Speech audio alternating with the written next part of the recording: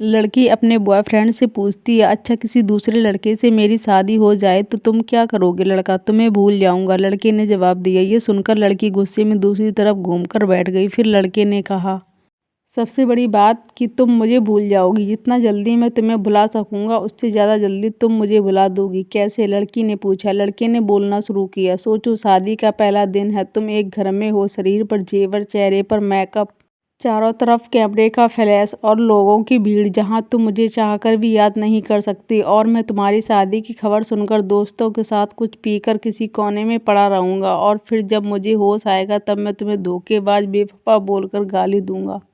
फिर जब तुम्हारी याद आएगी तो दोस्त के कंधे पर सर रख के रो रहा हूँगा। शादी के बाद तुम्हारा बिजी टाइम शुरू। फिर तुम अपने पति और हजार तरह की रस्मों को निभाने में बिजी रहोगी। फिर कभी कभी तुम्हें मेरी याद आएगी जब तुम अपने पति का हाथ पकड़ोगी, उसके साथ बाइक पर बैठोगी, और मैं आवारा आशिक दीवाना की तरह इधर उधर घूमता रहूँगा जैसे ज़िंदगी का कोई मकसद ही नहीं। और अपने दोस्तों को समझाऊँगा कि कभी प्यार मत करना, कुछ नहीं मिलता, ज़िंदगी ख़त्म हो जाती है।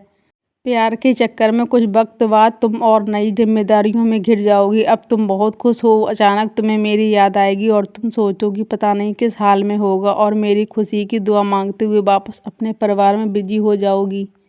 इधर मैं अब तुम्हें भुलाने की नाकाम कोशिश कर रहा हूँ, लेकिन तब भी मैं तुम्हारे मैसेजेस को आधी रात को निकाल कर पढ़ूंगा और सोचूंगा शायद मेरे प्यार में ही कमी थी जो तुम्हें ना पा सका।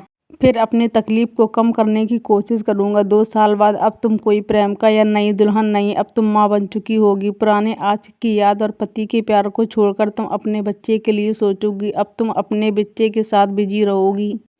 मतलब अब तक मैं तुम्हारी ज़िंदगी से परमानेंटली डिलीट हो चुका हूँ। इधर अब मेरा बिजी टाइम शुरू हो गया। अब मैं तुम्हें सचमुच भूल सा गया हूँ। अगर किसी जोड़ी को देखता हूँ तो तुम्हारी याद आती है, लेकिन अब तकलीफ नहीं होती। यहाँ तक सुनने के बाद लड़के ने देखा लड़की की आंख में आंसू छलक रहे हैं। लड़की भरी आंखों से लड़के की तरफ देखती है। दोनों बिल्कुल चुप हैं, पर आंखें बरस रही हैं। थोड़ी देर बाद लड़की, तो क्या सब कुछ यहीं खत्म हो जाएगा? लड़का, नहीं, किसी बात पर। जब तुम रूठ जाओगी अपने पति से किसी बात पर, लेकिन तुम्हारे पति आराम से सो रहा होगा, पर उस रात तुम्हारी आंखों में नींद नहीं होगी। और इधर मैं भी अपनी पत्नी से किसी बात पर खफा होकर तुम्हारी तरह जागूंगा। पूरी दुनिया सो रही होगी, सिर्फ हम दोनों के अलावा। फिर हम अपने अतीत को याद करके खूब रोएंगे, एक दूसरे को बहुत महसूस करेंगे, लेकिन इस बात का भगवान के अलावा और किसी को पता नहीं चलेगा। ये कहानी कहीं पढ़ी थी, अच्छा लगा इसलिए यहाँ लिख दी है। आपको कैसा लगा ज़रूर बताइएगा, और लाइक, कमेंट और शेयर करना ना भूलें।